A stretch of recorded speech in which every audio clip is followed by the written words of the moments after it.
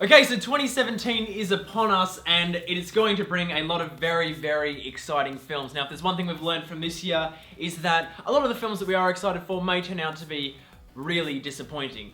But we're at that point now, we know so little about so many of these films coming out that it is completely cool to be very excited about what we're excited about. Yeah, and that's kind of why we've chosen quite a very selective, different list as well. Yeah. I mean, like, we're very excited about a lot of these films for very different reasons, and it's mainly because of the people making them and what's behind them. Yeah. So that's what's keeping our anticipation, our excitement quite high. If you're looking for a list that is full of superhero films and blockbusters and whatnot, you have come to the wrong place. There's going to be a lot of films here that you probably haven't heard of, and hopefully we are able to get you excited about them just like we are. And it's not that we haven't eliminated from their list, they just didn't make it They on. just said we had like 100 movies that were coming out next year, and some of them just missed out. And we will put an IMDB list in our section below, in our link, or there'll be a link for there to go check it out as well. To see all the stuff that didn't make it onto this list. But yeah, this is our top 17 because that's the best we could do. We will just say quickly as well that there are a couple of films that would be really high on this list but have missed it because we are not too sure about their release date. We have to have a strong idea that they're coming out in 2017. Those films include... Paul Thomas Anderson is re-teaming with Daniel Day-Lewis. Obviously they did There Will Be Blood together. Paul Thomas Anderson's last film was Inherent Vice. This guy's one of the greatest filmmakers out there right now. And it's been 5 years since Daniel Day-Lewis has acted. He gave us like Lincoln, which is just a monumental performance. There's very few better than that, and he's back. Yeah, we know not much about this film other than the fact it's set in the 50s, it's to do with fashion, but my god, guys, PTA and Daniel Day-Lewis, these guys are gods. Yeah. DDO is the greatest living actor right now. He is a god. We get to see him on screen again. Then obviously we have Alfonso Cuarón's next film. The guy that did Gravity. The guy that did Gravity. Children of Man. Yeah. My goodness, this Prisoner guy, of Azkaban. again, another god of filmmaking With right Emmanuel now. Lubezki, who's just won 3 Oscars in a row for Gravity, Birdman, and The Revenant. So, and supposedly this is an intimate, small, family Mexican drama as such. Yeah. We know nothing other than supposedly it's called Roma. And the fact that it exists is enough to be excited about. We also have The Siege, which is directed by Justin Kurzel. Supposedly it has been, announced that it's coming out in 2017. It doesn't have much of a crew or cast. We think it's going to be 2018. This is the guy that did Macbeth, and as any subscribers of this channel know, we frothed that film. Yeah, they're the 3 that have missed this list. But let's get into this one, hey? Let's do it. So for those of us last year that saw The Lobster or have seen Dogtooth or anything else that this director has done, this guy,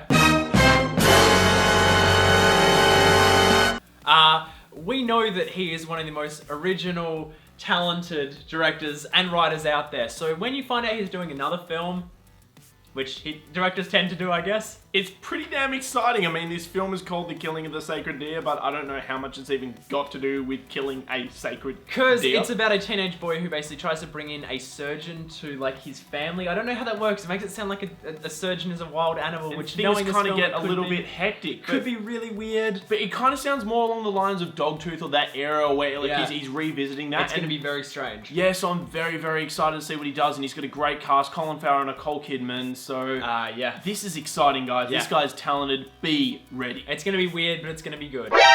So, speaking of weird, Okja, which is the next film by the director who did Snowpiercer and quite a few others. He also did... The Host? The Host. Yep. And this guy is a very talented, articulated director.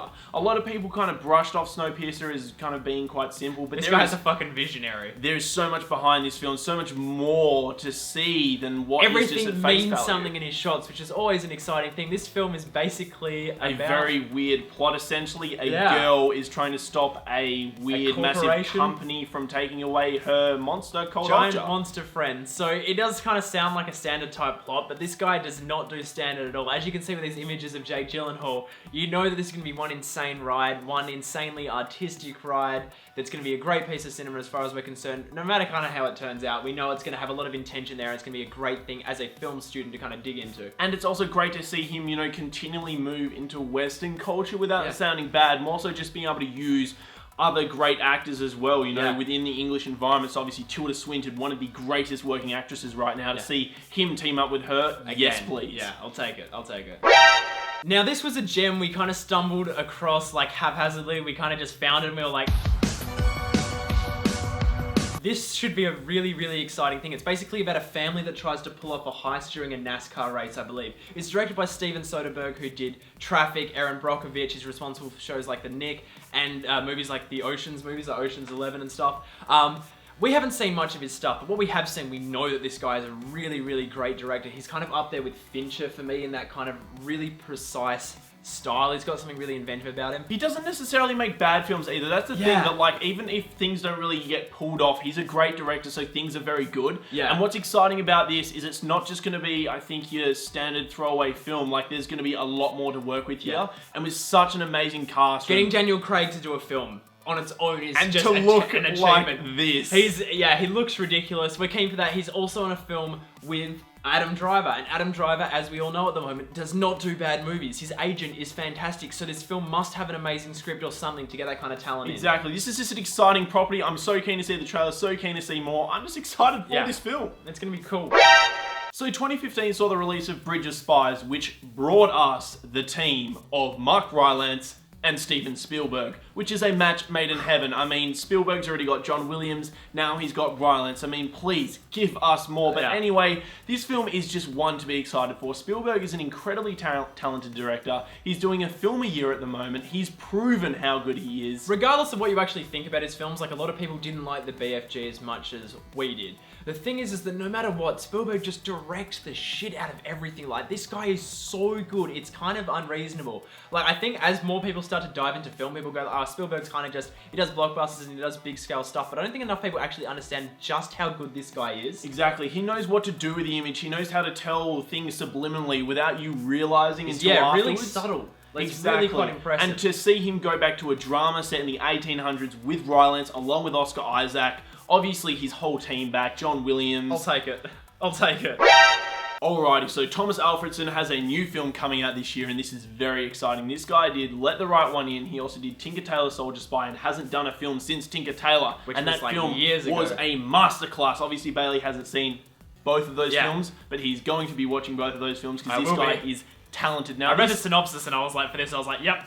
This film is a simple sort of story to begin with. It's just a detective that finds a scarf wrapped around a snowman. It's kind of like a murder mystery drama after that. But my goodness, this guy is that talented. You want to be excited about this film. Complexity. It's exactly. And with a cast like this, led by Fassbender, along with Chloe Sevigny, Val Kilmer, Rebecca Ferguson. I mean, this cast is a mixed match, but he knows how to cast well for starters. So I'm just so goddamn excited to see what he does with this film, where he goes with it, and what he grows from it. Yeah, it's gonna be cool. So we picked probably the most whacked out image to put behind us for what's probably gonna be the most whacked out film.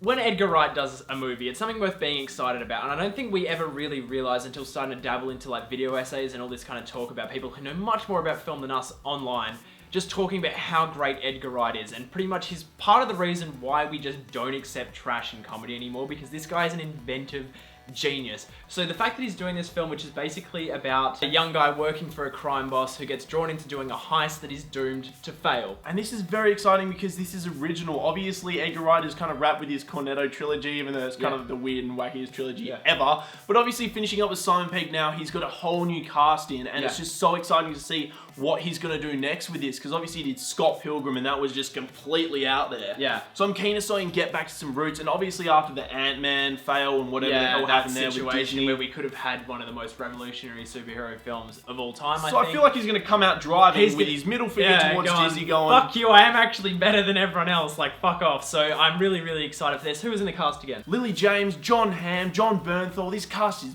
packed. Yeah, it's just gonna be a really, really, really good time, and I think there's gonna be a lot of other directors after watching this could really learn shit from this guy. Like I'm just keen for it. So Alex Garland's second film that he's writing and directing comes out this year, and this is very exciting. He did Ex Machina, and that film was absolutely incredible. I just loved it. Now this one follows a character as such that travels on a secret, dangerous expedition where the rules of nature don't apply. It's sci-fi. It's weird. It's going to get crazy. It has an incredibly talented cast. Oscar Isaac, Tessa Thompson, Natalie Portman, Gina Rodriguez, Jennifer Jason Leigh. It's going to be really, really, really fun, I think. And we know minimal about this, but Ex Machina was fucking great. So I'm so keen to see where he goes next. And also, I'm intrigued to see how much of a budget he has here as well. If it's a step up, hopefully it gets a larger release so more people can see his films. Yeah. So KATHRYN Bigelow has a new film coming out, and considering her last two films were The Hurt Locker and Zero Dark 30, there is reason to be very, very excited. And this one takes place about the 1967 Detroit riots, and my goodness guys, the cast is packed. John Krasinski, John Boyega, Jack Rayner, Will Poulter, Anthony Mackie, Jason Mitchell. This one is going to be on fire. Yeah. She's reteaming with her Hurt Locker cinematography here, so I'm sure it's going to be absolutely fast-paced, crazy. It's going to be stunning. Yeah. She is so very talented. And it's really, really exciting, the fact, because it has been a long time. It's been like 4 or 5, it'll be 5 years by the time this comes out since Zero Dark 30. So after that film just completely blew us away, I'm really, really excited to see what she's doing next. Now, I as a director owe a lot to Darren Aronofsky. Like, if you were to try to compare my style to someone, it'd probably be his the most. And it's because there's just something about, like, he's got this weird heightened naturalism about the things that he does. So whenever he makes a new film, it's really, really exciting. Basically, this time he's working with a massive freaking cast. Jennifer Lawrence for the first time, of course. And then from that, Domhnall Gleeson, Brian Gleeson. Who's Brian Gleeson? Who's Brian Gleeson? No idea. Another Gleeson appears out of nowhere. Anyway, also Ed Harris, Javier Bardem, Michelle Pfeiffer. It's an incredibly talented cast. Basically, this film is, as far as I know, it's a home invasion type film. Basically involving, like, I'm pretty sure Domhnall Gleeson and Jennifer Lawrence are in a relationship, and they invite Michelle Pfeiffer and Javier Bardem into their home. I don't really know too much about what the story is about. Apparently it's called Mother. I'm not 100% sure. All I know is that whenever this guy makes a movie, it's definitely worth being excited about. Regardless of what you think about Noah, that film is actually, like, really, really inventive, and I'm kind of glad it exists because it's such, like, a strange kind of thing that he got brought on to do it. So I'm excited to see him go back into this kind of, like, psych horror type realm that he did so well with Black Swan and Requiem for a Dream. Exactly, guys. I mean, like, it's Darren Aronofsky making another film. This is freaking exciting. So we never did get around to reviewing it. I'm sure at some point we're going to go back and revisit it in some way, because Carol last year was just a masterpiece. Like, there's very few films I've ever seen that are better than this, that are more articulate, more precise, more heartfelt. So when you find out this guy's got another film coming out in 2017, it is instantly, like, needs to be at the top of this list. Exactly. You've got to be excited about this film. And he's reteamed with Julianne Moore, who he's done a couple of films with. I'm pretty sure this is her first film since Stu Alice, when she won the Oscar. It also stars Michelle Williams, and it follows a kind of strange little story, it's like essentially. Two time periods. One in the Midwest following a young boy, and one in New York in modern day following a young girl. And they're 50 years apart, and they're both following the same mysterious connection. Yeah. So this is really intriguing to see what he does with this, considering he, like, captured the 50s so well in Carol. I'm so keen to see him capture two different time budget eras as well. He nailed it. Exactly. So I mean, guys, this guy is just an absolute master. So I mean, anything he does, we're going to be excited for. It just so happens that this plot and everything just completely works for us. So I'm sure this is not on many people's most anticipated list for 2017, but it's on ours. For good reason. Why? Let me give you two: Lynn Ramsey and Joaquin Phoenix.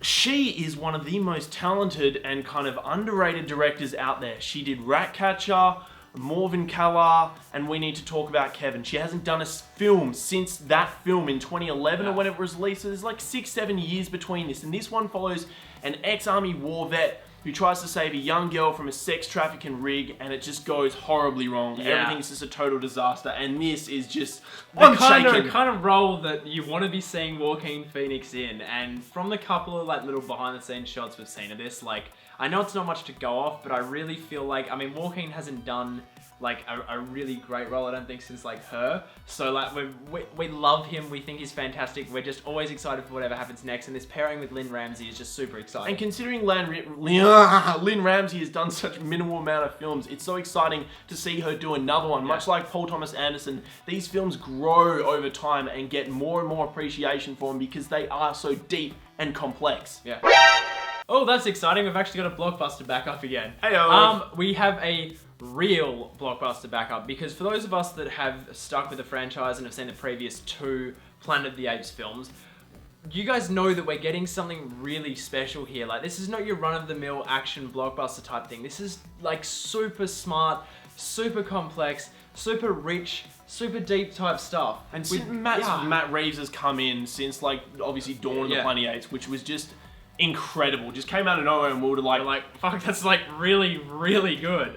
So I'm so keen to see what the next step is. And obviously they're all like working up towards the Planet of the Apes, like the original, because they're all prequels at this stage. So I'm just so excited to see what is next, and with Woody Harrelson what's in the this next role. step, how big this one gets. I mean, the trailer was truly fantastic, had a great atmosphere, great sense of tone. Definitely worth being excited about this one. So if you've seen Sicario, and you've seen Hell or High Water, you know that those films are really, really well written. Really good. So have you heard of Wind River? Probably not yet, but it's written by the same guy and directed by the same guy, Taylor Sheridan. So this is the first film he's written and directed, and that is very, very exciting, considering Sicario and Hell or High Water were so goddamn good. Yeah. He's probably going to get his first Oscar nomination for 2017 as well for Hell or High Water. So I'm so keen to see what he does with his directorial debut. Yeah, he may actually not turn out to be the best of directors, but I think bare minimum the script is going to be amazing. He's got this really great knack for just avoiding exposition, which I think is really, really fantastic. He's got such a really, like, I don't know, just a really awesome way of just bringing you up to speed with the characters over time in like a really natural way. I mean, scripts just don't happen as good as this guy makes them. Yeah, he's a very, I don't know, modern scriptwriter, I suppose, and he's a very, very good unique one, obviously. And it's great to see him team up with Jeremy Renner and Elizabeth Olsen. It's kind of like a match we haven't kind of really seen before. Obviously, we've seen the Avengers, in the Avengers, but I mean, like in a dramatic sort of role and an environment. So I'm really keen to see both of these two go head to head. Apparently, it's kind of like, again, a detective one set in America. So yeah. So this one's probably going to be a bit of a controversial pick because we know how much Terrence Malick divides people these days. But for us, we work hard to catch on to what he's trying to say and what he's doing. And no matter what, his films are visually arresting and they're really, really unique experiences. So we appreciate every new thing he makes because it's so inventive and there's just nothing else really like it. So now that we know that he's doing Weightless, it's so very exciting, and I don't know, like, he's one of the most influential artists on myself. I mean, Tree of Life, both of us, of course, and Tree of Life is one of my favourite films ever. His films are just filled with such incredible beauty and naturalism, and there's so much in there. I think that, like, people do need to give him a chance and give him a chance over time. Oh, it's just pretty images. It's like, did you go in and switch your brain off? Because that's not going to work. You need to work to piece it's like a puzzle. You get all those pieces and you got to put them together yourself. And obviously Weightless is going to be very similar to Night of Cups here as well, because they were both shot around the same time. I think they were shot in 2012 or 2013. Ages ago. And he's been editing for quite a long time. This one is like around two intersecting love triangles set on the backdrop of like Austin, Texas music industry. Scene. Basically, this one stars Christian Bale, Cate Blanchett, Natalie Portman, Michael Fassbender, Ryan Gosling, Haley Bennett, Val Kilmer, Florence the Machine. This cast goes on. It's honest. It just keeps going on. Yeah, it's insane. Honestly, just look it up because it's actually insane how many people are in it. I mean, that's our pitch. Just be excited for it. It's gonna be really, really interesting no matter what.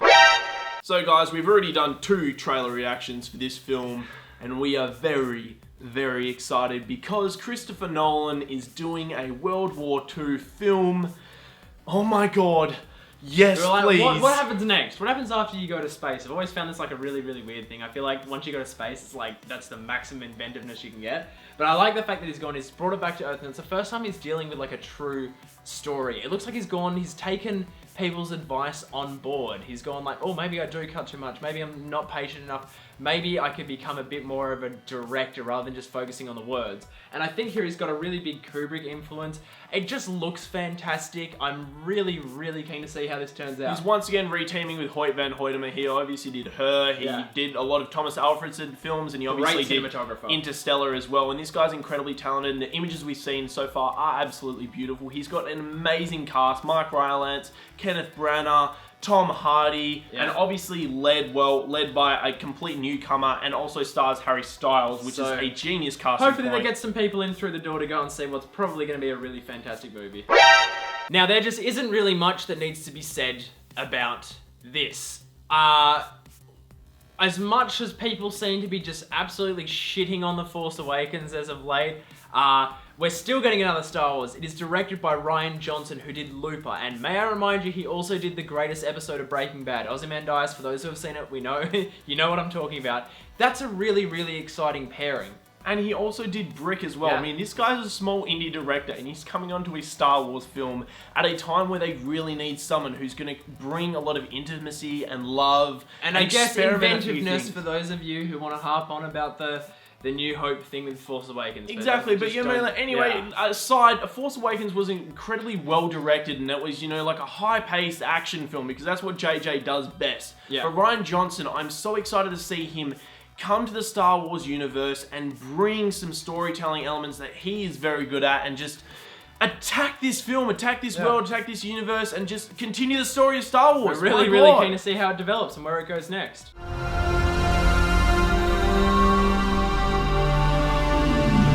So after our trailer reaction to this, you probably knew it was going to be number one. I mean,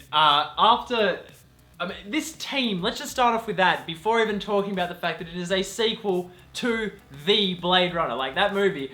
We're basically dealing with the director who's just absolutely nailed Arrival. He nailed Sicario. Prisoners was excellent. Enemy was great. His French language films are also all excellent. We also have Roger Deakins on cinematography. The guy's had 13 Oscar nominations, or 12? 13. 13, it is 13. We obviously have Ryan Gosling, Harrison Ford returning. Who else are we packing in there? We got Jared Leto, Robin Wright. Just a filled cast here, but obviously we've got Johansen doing the score as well, who is just an incredibly... Same editor of Arrival, just, I mean, everything, all signs are really green here. And look, this could end up, I mean, just like with every film could end up being a bit of a disappointment. But with this, there's just too much that's right here for it to not be excellent. And the thing is, as much as I understand that a lot of people are like, oh yeah, we don't need another sequel. Yes, you're right.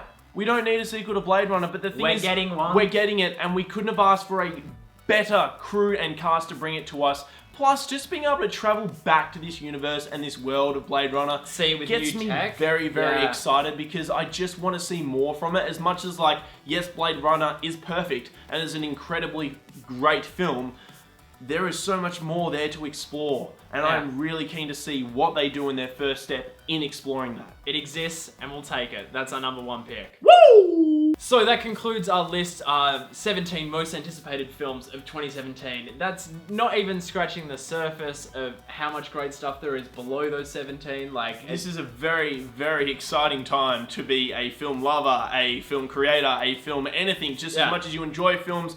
This is very exciting, guys. Anyway, let us know what your most anticipated list is in the comment section below. And also, we have a list of our least anticipated films of 2017 coming very soon. On its way, so we'll leave a link for you guys to find that one. Also, while you're down in the comment section and in that area somewhere, there's a subscribe button, and you should hit it to see more stuff from us. And you can also check us out on Facebook, Instagram, Snapchat, and Twitter at Breaking Banter. Boom.